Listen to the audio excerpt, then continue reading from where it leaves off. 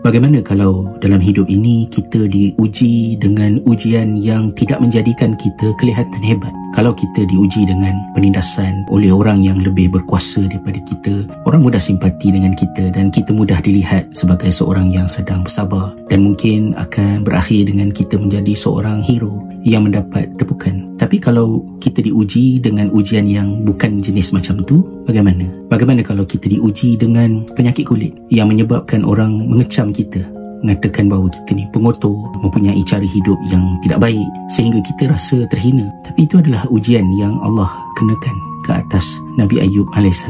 Bagaimana kalau kita diuji dengan kematian anak seperti Nabi kita Nabi Muhammad SAW? Kesabaran baginda dalam menempuh kehilangan yang amat perit itu memudahkan untuk pengalaman itu diproses. Tapi bagaimana kalau kita diuji dengan anak yang menolak didikan kita, dakwah kita, bahkan menolak kasih sayang kita, memilih untuk melakukan kejahatan secara terang-terangan, yang mengundang untuk orang mengecam kita sebagai seorang dayus, lelaki yang lemah kepimpinan dalam rumah tangga dan juga dalam keluarga, yang gagal dalam mendidik anak-anak. Tapi itu adalah ujian yang Allah berikan kepada Nabi Nuh AS, Nabi Yaqub AS, Abu Bakar As-Siddiq radhiyallahu anhu.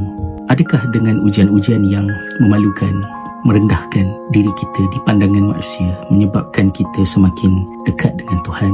Atau kita mempersoalkan kenapa kita diuji sedemikian rupa? Atau kita mampu untuk sampai kepada hakikat bahawa kemuncak iman kita kepadanya, kepada Allah, ialah apabila kita ikhlas dalam mengimaninya, mukhlisina lahuddin, dan kita tak capai tahap ikhlas itu sehinggalah ma fi qalbi ghairullah, tidak ada apa-apa dalam hatiku kecuali Allah.